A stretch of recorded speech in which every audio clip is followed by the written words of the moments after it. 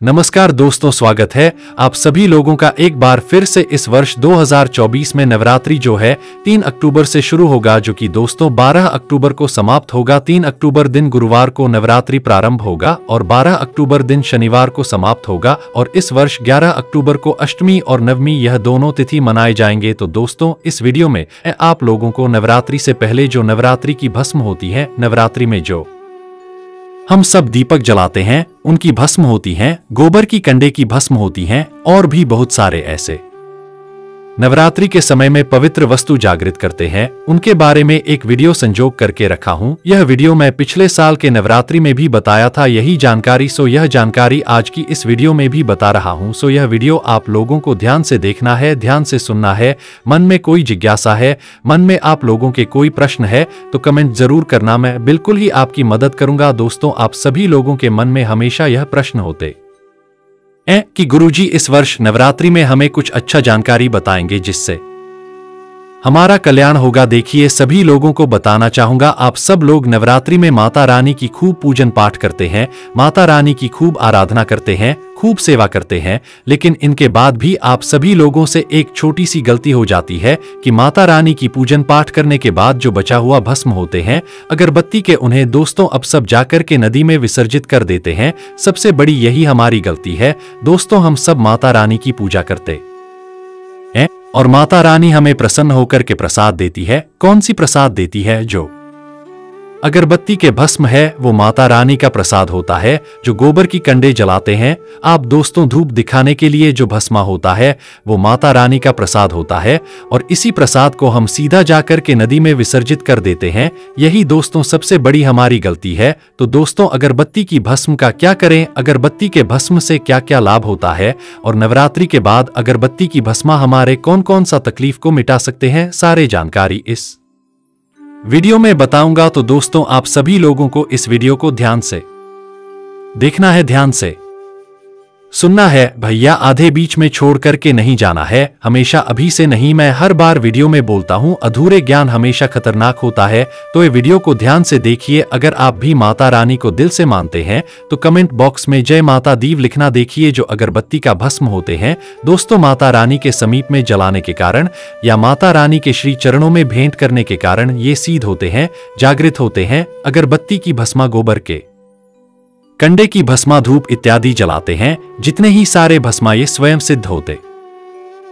नवरात्रि के 9 दिनों के दौरान माता रानी के समीप में जो भी वस्तु को रखे वह सिद्ध हो जाते हैं। और दोस्तों जो भस्म होते हैं सभी प्रकार की दुख तकलीफ को मिटाने में समर्थमान होते हैं। तो भैया इसे नदी में विसर्जित करने से पहले 100 बार सोचे। और आज मैं आप लोगों को इसका जो 9 लाभ बताऊंगा, जो धार्मिक प्रयोग बताऊंगा, यह प्रयोग आपको आगे जीवन में अवश्य ही काम आएंगे। प्रथम प्रयोग है या यह घर से वास्तु को मिटाने का काम करते हैं। जैसे कि घर में वास्तु दोष लग और आपको लग रहा है कि आपके घर में अशांति है, भय का वातावरण बना रहता है, आपके घर में गृह कलेश हो रहे हैं, लक्ष्मी सही ढंग से आ नहीं रहे, तो एक काम करना, घर के वास्तु मिटाने के लिए इस जागृत भभूति को कहने का मतलब है कि जो अगरबत्ती का भस्म होता है या फिर गोबर की कंडे का भस्मा नवरात्रि में जो माता रानी के लिए आपने जलाया वो भस्म आपको लेना है।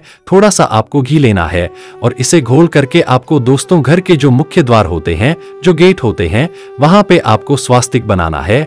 जो स्वास्तिक है इसे भगवान का मंगलकारी स्वरूप कहे गए, भगवान गणेश जी का मंगलकारी स्वरूप कहे गए। और जहां पे भैया स्वास्तिक बनाए जाते हैं उस घर में हमेशा मंगल ही होता है, उस घर में कभी अमंगल नहीं होता। तो सिद्ध चीजों का प्रयोग करके, जैसे कि ये जागृत भभूति स्वयं सिद्ध होते हैं, इसलिए सभी प्रकार के कष्टों को दूर करते हैं। अब इसका दूसरा प्रयोग सुनिए। जैसे दोस्तों घर की अन्न भंडार पे, जिसे हम रसोई घर बोलते हैं, वहां पे अगर इसे श्रीम लिख दे, इसे अगर श्रीम लिख दें तो दोस्तों आपके घर में कभी भी रसोई भंडार में दोस्तों ईंधन की कमी नहीं होगा। काम करना, इसके छोटे छोटे भभूति का छोटे छोटे टीके आप अपने घर के अन्न भंडार पे, आप अपने घर के जो छोटे छोटे बर्तन है जहां पे आप सामग्री डालते हैं, या फिर आप कांच के बर्नी रखें, वहां पर भी छोटे छोटे टीके लगाइए। तो जो आपने ने उसमें वस्तु रखे वो वस्तु आपको बहुत ही ज्यादा फलीभूत होगा। वस्तु का मतलब जैसे धनिया रखें तो धनिया सबको घर में फलित होगा। नमक रखें, वो नमक से लोग रोग ग्रसित नहीं होंगे। अर्थात ये छोटे छोटे उपाय आप जो है अवश्य करना। इसके बाद भैया थोड़ी सी इसके राग घर परिवार में जैसे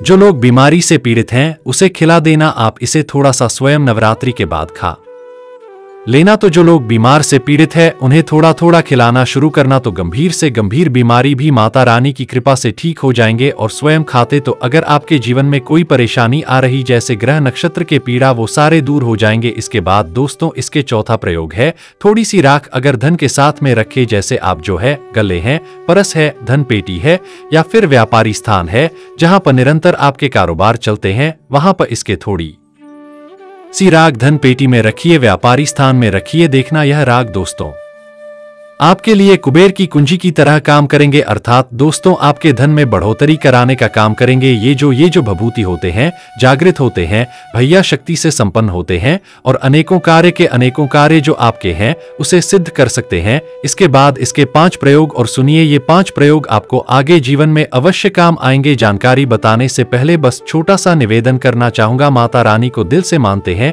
तो जय माता दी कमेंट बॉक्स में अवश्य लिखना। और अगर हमारे चैनल से थोड़ी बहुत आपको जानकारी मिलती है, जानकारी अच्छी लगती है, भैया वीडियो को लाइक करना ना भूलना, चैनल को सब्सक्राइब कर लेना। इसके 5वां प्रयोग है मस्तक पर अगर इसका तिलक लगाए जाए, जो जागृत भभूति होती है, अगरबत्ती का, गोबर की कंडे का, नवरात्रि के बाद इसी स्टोर करके रखना। मस्तक पर इसके तिलक लगाते हैं, नित्य लगाते हैं, चंदन के साथ में घोल करके मिला करके लगा सकते हैं, तो मन शांत रहते हैं, मन स्थिर रहते हैं, आपके जो ज्ञान उसमें वृद्धि होता है। दोस्तों आपके जो सरस्वती तत्व है शरीर की वो बढ़ जाते हैं, सोचने समझने की क्षमता बढ़ जाते हैं। इसका 6 प्रयोग भैया अगर किसी को नजर दोष लगा हो, घर पर में जो छोटे बच्चे होते हैं, पशु होते, उन्हें नजर दोष लग जाते हैं, तो अगर भैया किसी को नजर दोष लगे हैं या फिर नकारात्मक शक्ति का भय सता रहे हैं, आपको लगते हैं घर में आपके नकारात्मक शक्ति है, भूत प्रेत इत्यादि बाधा है,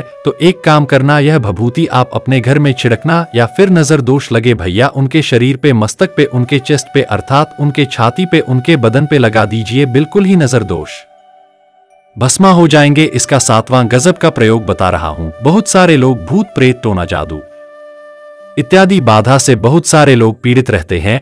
हमने बहुत सारे लोगों को एनालाइज भी करके देखे हैं, तो भूत प्रेत बाधा से भैया जो लोग पीड़ित हैं उनके लिए मैं रामवाणी उपाय बता रहा हूं। ये जो अगरबत्ती का भस्म होते हैं, नवरात्रि में जो आप जलाते हैं, गोबर की कंडी के भस्म होते हैं, इसे स्टोर करके रखना। और जो लोग भूत प्रेत बाधा से ग्रसित हैं उनके मस्तक पर से लगा देना, तो तत्काल भूत प्रेत इत्यादि बाधा छोड़ करके भग जाते हैं। यह अजमाया हुआ प्रयोग है। यह भभूति पूरे साल भर आप स्टोर करके रखना। किसी को नजर दोष लगते हैं उनके मस्तक पर लगा देना, भूत प्रेत बाधा से ग्रसित उन्हें थोड़ा सा खिला देना और उनके मस्तक पर लगा देना, तो भूत प्रेत इत्यादि छोड़ करके भग जाते हैं। इसके बाद भैया इसके और प्रयोग सुने। इसके टीके मस्तक पे लगाने से नवग्रह मंडल आपके शांत रहते हैं।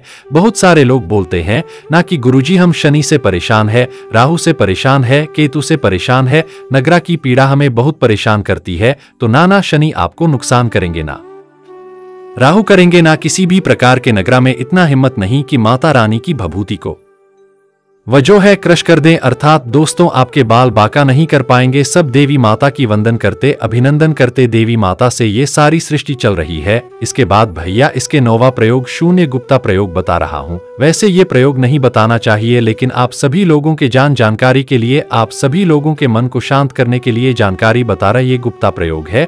दोस्तों शत्रु नाश करने के लिए हमने बहुत सारे ऐसे लोगों को देखे हैं जो कि निरंतर बेवजह किसी को नुकसान करते हैं, बहुत ज्यादा परेशान करते हैं। हमारे सब सब्सक्राइबर लोग बहुत सारे जुड़े जिन्हें कई लोग बहुत ही ज्यादा परेशान करते हैं। उन लोगों को बताना चाहूंगा, अगर यह जो भभूति होते हैं, अगर यह भभूति लिम बीज मंत्र से, लिम माता काली का बीज मंत्र है, तो लिम बीज मंत्र से अभिमंत्रित करके अगर शत्रु के घर में आप फेंक देते हैं तो उनका सर्वनाश हो जाएंगे। लिम बीज मंत्र का भी दोस्तों एक प्रक्रिया होती है।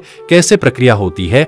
लिम बीज मंत्र कम से कम आपको नवरात्रि में इसे 1100 बार जप करके सिद्ध करना होता है। खैर छोड़िए, ये जानकारी आप लोगों के जिज्ञासा के लिए जिज्ञासा शांत करने के लिए बताया हूं। तो गोबर की जो कंडे की भस्म होती है, अगरबत्ती की भस्म होती है, भैया आप नवरात्रि में भूल करके मत फेंकना, आप जो इसे स्टोर करके रखना। और भी मैं आप लोगों को आने वाले भी वीडियो में अच्छे से अच्छे जानकारी बताऊंगा, तो कंटिन्यू मेरे वीडियो को आप जो है वॉच करते रहिए। दोस्तों मेरी साधना चल रही, इसलिए मैं आप लोगों को सही टाइम में वीडियो नहीं दे पा रहा हूं। तो जानकारी अच्छी लगी हो तो आप लोगों से हाथ जोड़ के प्रार्थना, इस वीडियो को अपने तक सीमित मत रखना, इसे आगे जरूर शेयर करना हो सकता है भैया इस वीडियो से किसी को लाभ मिल जाए तो आपको भी पुण्य की प्राप्ति होगा, मुझे भी पुण्य की प्राप्ति होगा। दोस्तों वीडियो समाप्त करने से पहले आप सभी लोगों से एक निवेदन करना चाहूंगा। यह वीडियो आप लोगों को इसलिए मैं पुनः अवगत कराने के लिए बताया हूं ताकि आप सब लोग नवरात्रि के समय में खूब पूजा पाठ करते हैं, लेकिन दोस्तों पूजन पाठ करने के बाद जो आप लोग हवन करते हैं और ये जो भस्म होते हैं सबको जल में विसर्जित कर देते हैं। आप इसे विसर्जित ना करके किसी पवित्र स्थान पर आप अपने घर में इसे रखने का प्रयास करें और इसे स्त्री छाया से थोड़ा सा बचा करके रखें, या फिर दोस्तों आप इसे वहां पर रखें जहां पर किसी का छाया ना पड़ते हो, खास करके पूजा स्थान जहां पर किसी का छाया ना पड़ते हो ऐसे स्थान में रखें। तो इसके पवित्रीकरण जो होता है वह लंबे समय तक बने रहता है और बहुत सारी चीजों में आप इनका प्रयोग कर सकते हैं। वीडियो में आप लोगों को बता चुका हूं, तो आशा करते हूं कि छोटे से जानकारी आपके जीवन में मंगलमय जरूर साबित होंगे। वीडियो को आखिरी तक देखने के लिए आप सभी दर्शकों का बहुत बहुत धन्यवाद दोस्तों। नमस्कार, जय माता दी।